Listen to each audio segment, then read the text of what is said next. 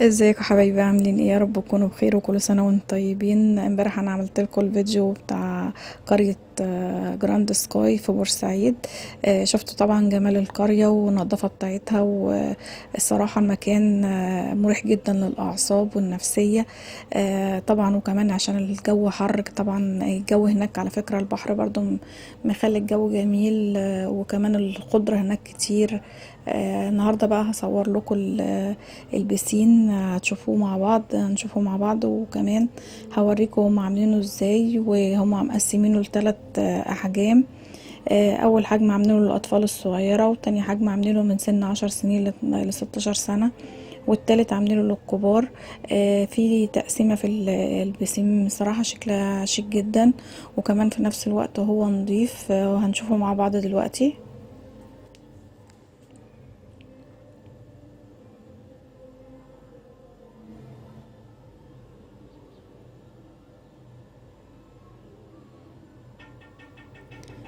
احنا دلوقتي هنطلع حمام السباحة وهنشوف.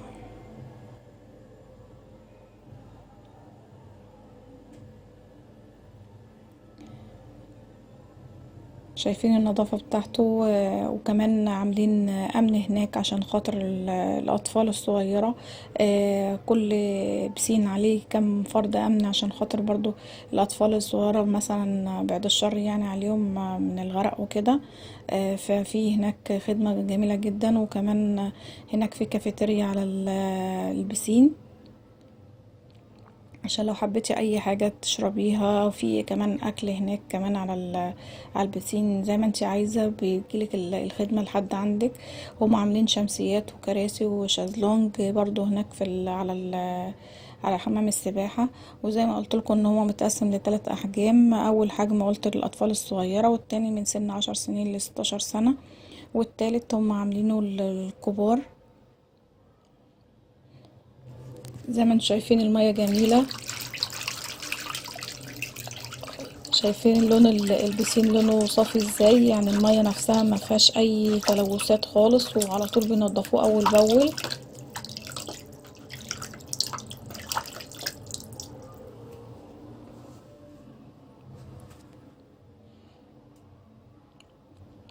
طبعا الفيديو اللي فات انا صورت لكم القرية وانتوا شفتوها، وانا قلت النهاردة اصور لكم برضو حمام السباحة عشان تشوفوا النظافة بتاعة القرية نفسها كمان.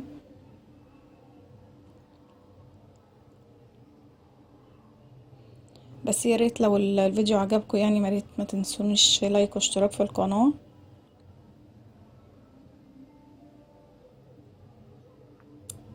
وان شاء الله برضو لو انا عملت جولة في بورسعيد برضو هوريكم الشوارع بتاعتها، وكمان هوريكم النظافة بتاعت الشوارع. الصراحة الشوارع هناك نظيفة جدا، هي محافظة نظيفة.